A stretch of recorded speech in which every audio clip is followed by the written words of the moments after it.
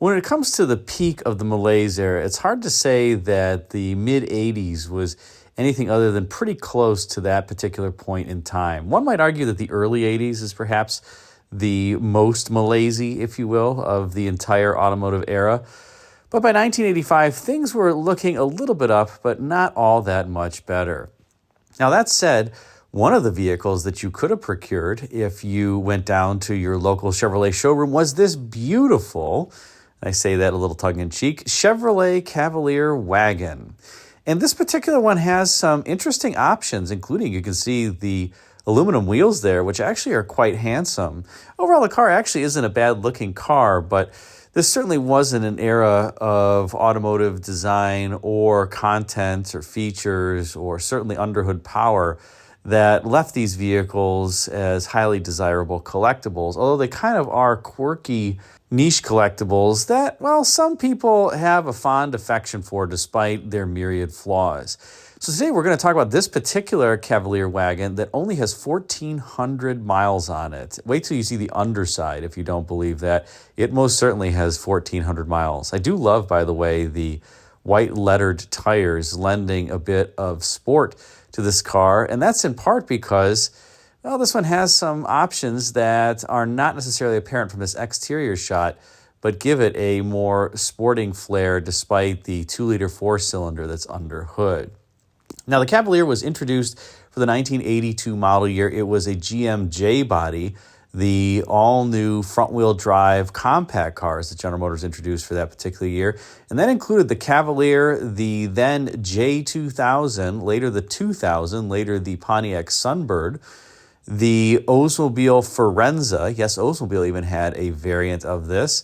The Buick Skyhawk, and oh boy, I'm going to get some love mail for this, the Cadillac Cimarron, which actually was a pretty good car as the years went by. It just was underpowered in 1982. But frankly, all the J cars were underpowered for 1982 because they all came standard with a one-year-only 1.8-liter overhead valve 4-cylinder engine. And like I said, it lasted 1 year before it was enlarged to 2 liters, which is what you find in this car. And once it had 2 liters and fuel injection, like this particular Cavalier, that actually wasn't a bad engine overall, especially before they went to the aluminum head. When it was an all-cast iron engine, it actually was pretty decent. Now, speaking about styling, when the Cavalier was introduced for 1982, it had just dual headlights, one on either side, but the car got a front-end refresh for the 1984 model year and some minor styling, I would say, changes overall in that particular year. One of them was this transition to quad headlamps up front, which I think improved the look significantly. Now, in addition to the quad headlamps, you also got this egg crate grille on your Cavalier. And for those who have been fans of the channel, the egg crate grille is generally synonymous with luxury. So what in the world is it doing on a Cavalier? Well, despite the fact that the Cavalier was at the bottom end of the Chevrolet lineup for the 1985 model year, it doesn't mean that you can't emulate a more expensive vehicle. It's always great for a cheaper car to emulate a more expensive car than the inverse of that. And so this was something that I think ended up working out for Chevrolet, and I actually like the front end of this car. Now, one of the criticisms that the carping critics of General Motors from this era have about these J cars as well as others is that they're kind of look-alike cars. When you put the Chevrolet next to the Pontiac, Olds, Buick, or Cadillac, they really look very similar. And it's true that, especially in the 1982 model year, when the Cimarron was being rushed to market, well, it did share a heck of a lot of components with the Chevrolet. But as the years went on, it did get an increased amount of its own unique sheet metal. But the amazing thing to me is that despite the fact that these cars really look very similar, there is a lot of unique content on these vehicles. Take a look, for instance, at the hood here, and it has 3 pretty distinct creases, the one in the middle and then one on either side. Now, the interesting thing about the hood creases is that they don't run into the front fascia. They just kind of dead end at the end of the hood. So really, the Cavalier could have arguably used just about any hood from any of the J cars because it doesn't have to integrate into the front fascia. It's just there, and this is a pretty nondescript hood. I mean, you could put this hood on any of the J cars and not know it. But in fact, it's unique sheet metal to the Cavalier. Take a look at the J2000 hood that has a crease on either side that kind of comes to a point to form the Pontiac arrowhead within the bumper fascia. So these are two different hoods. And then take a look at this 84 Olds Forenza wagon, which I kind of regret not buying. It was pretty sweet with 20,000 miles. And notice the hood and how it integrates into the front fascia. So there's no reason why Chevrolet couldn't have used, let's say, either hood. Probably best to use the Oldsmobile hood because the Pontiac hood would have been a dead giveaway given it has those creases that come to form the arrowhead. But there was no reason why Chevrolet had to have its own unique hood.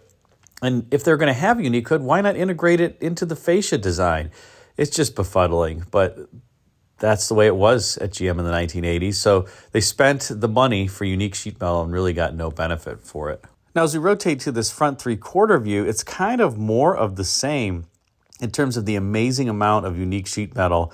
And I will tell you the fender is also unique here. So take a look at a couple things. Notice the front edge of the fender and how it's cut and it's trimmed so that it basically has that edge that goes backward as it goes downward.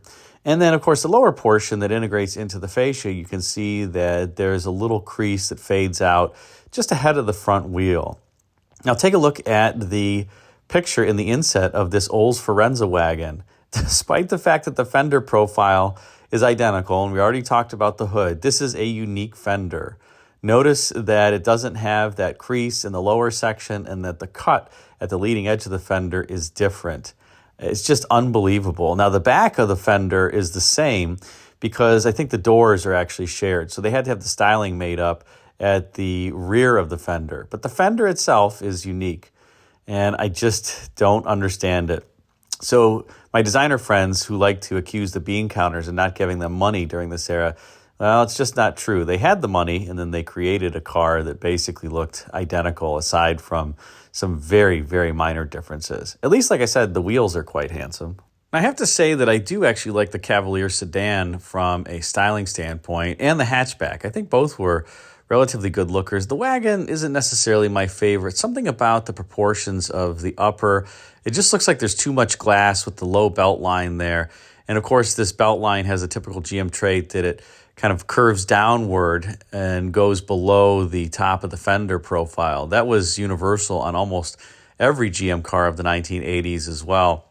But that low belt line, coupled with the tremendous amount of glass area, and I think that the D pillars, the rearmost pillars on these, look a little bit too dainty for my taste. It doesn't necessarily go with the overall car. So there's a couple things that I can pick at, but it's not a bad-looking wagon overall. And as we rotate around to the rear three-quarter view of this car, I think you can see a little bit of what I mean, that the glass area, particularly in that rear section and the really skinny D pillar, I don't know, it just feels like it needs some chunkier pillars or something, or maybe that's just my eye becoming used to the modern, let's say, variant of styling where every pillar is chunky for rollover standards. But that back liftgate just doesn't quite look right to me. The tail lamps, of course, are vertically oriented here. And I don't know, it just looks a little uninteresting.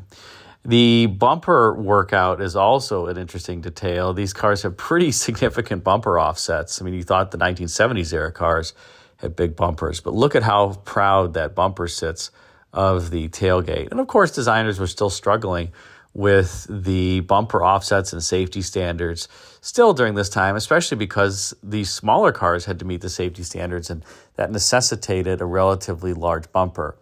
I do think the two-tone on this car looks nice. Gives it a little bit slimmer look. If this had been a single tone, I think you would have noticed just the overall tallness of the car and the daylight opening, how big it is. Again, it looks like that belt line just needs to come up a little bit and pinch the daylight opening a little bit more. But at least you do have the feeling of roominess from the inside when you sit in these because that belt line is so low. You actually feel like you're in a fishbowl because there's so much glass area, similar to an AMC Pacer. Now, one thing about the Cavaliers is that while you were driving an economy car, at least the interior was halfway decent. I mean, take a look at these seats. They are cloaked in a relatively nice seat fabric. They're relatively comfortable. I have to say the seats are pretty small. I own a Cimarron, and it's amazing how narrow the car is when you compare it to just driving something modern. I got out of my 72 Imperial and transitioned to my Cimarron, and it was just, it was humorous. But I have to say, these cars are very narrow on the inside. If you are sitting in the driver's seat and you reach your right arm out, there's no problem touching the B-pillar. It's pretty easy.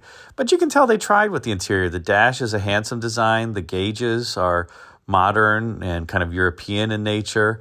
And the materials and the fit and finish really aren't bad for an economy car. Now, this one is pretty loaded. You can see it has power locks, power windows, automatic transmission. It has the AM/FM cassette tape with the graphic equalizer, air conditioning. And we're going to see in a moment on the passenger side of the instrument panel, it also has a very special option that's, I'm shocked that this particular car has, being a wagon. And that is the F41 suspension. It's funny, you'll see on the glove box that there is just this badge that says F41, and most people don't know what that is. That was the RPO code for the ride and handling package, in effect. So this car, somebody ordered it to be a relatively sporty vehicle. Now, what isn't particularly sporty about this model is the under hood area, and that is that this car has the standard 2-liter 4-cylinder engine that made 85, 86-ish horsepower, so not a heck of a lot, although this is a light car, about 2,700 pounds, so it doesn't have much to lug around. I have to say that the 2-liter actually is a relatively pleasant engine. It's pretty smooth. There's no balance shaft, but it's small enough as a 4-cylinder that it doesn't really need one. And it doesn't sound bad unless you're really revving it, and it doesn't like to rev, I would say, north of 5,000 RPM. But it's not a bad engine, especially these ones with the throttle body injection and the earlier variants with that fuel injection, I think are pretty good. As they went to the aluminum head, like I said, they had some issues there with the gasketing, but the all cast iron 2-liter is pretty good. And if you buy one of these, they're quite reliable. The throttle body injection is very simple. You can see this one also has, in addition to the air conditioning setup, the cruise control there on the firewall that's interestingly mounted to the strut tower brace on the driver's side. I guess that was how they needed to secure it. But overall, not bad. In the performance variants of the Cavalier, like a Z24s, you could get a V6 by this point, the 2.8-liter V6. They made about 125 horsepower. It doesn't sound like a lot, but when you're going from 85 to 125, that's a big jump and a big difference. So something to be on the lookout for if you want one of these J cars. Ideally, get one with the V6 engine. And if you're going to get one with a 4-cylinder, I would just recommend that you don't get a 1982 variant with the 1.8-liter because it just has no torque at all. The 2-liter is actually decently torquey. That's part of the reason why it was enlarged. And I would get a 2-liter before the 1987 model year, and that is because, like I said, in 1987 they went to the aluminum head, and it wasn't quite as reliable and had some gasketing issues. If you get one of the all-cast iron 2-liters like this, it's quite a good engine and very reliable and durable. Easily a 100,000-mile-plus engine. And here's a look at the underside. If you didn't believe that this car has 1,400 miles, take a look at this. Wow. This has to be the cleanest J-body that I've ever seen maybe in my lifetime. They didn't look this good even when they were a year old back in the day. So this one has been, for whatever reason, very well preserved. Interestingly, note the dog bone mount there on the driver's side. Many GM cars had that dog bone up top. For whatever reason, the J-car engineers elected to put that on the bottom here. Makes it maybe a little bit more interesting to service, although not that bad. You just kind of jack the engine up a little bit if you have to relieve the pressure on that motor mount to replace it. But overall, just a super clean car. So what do you think about this Cavalier Wagon? Would this be something that you would be interested in to relive the past? I think it's kind of a cool piece of nostalgia, and also, like I said, decently reliable. The engine and transmission combination were pretty good by this point in time. Actually, GM quality in the late 80s in particular was quite good, certainly much, much better than the early 1980s. They had really figured things out. And then I think it took another hit in the early 90s when the purchasing chief, Iñaki Lopez, really started to hammer suppliers on cost. So the late 80s is actually a pretty good time for GM. The mid 80s is okay. The early 80s is let's just call it a challenged period for quality at General Motors. But this little Cavalier wagon, I think, is a pretty sweet find. Put a comment in the comment section. Let me know what you think. Thanks again for watching.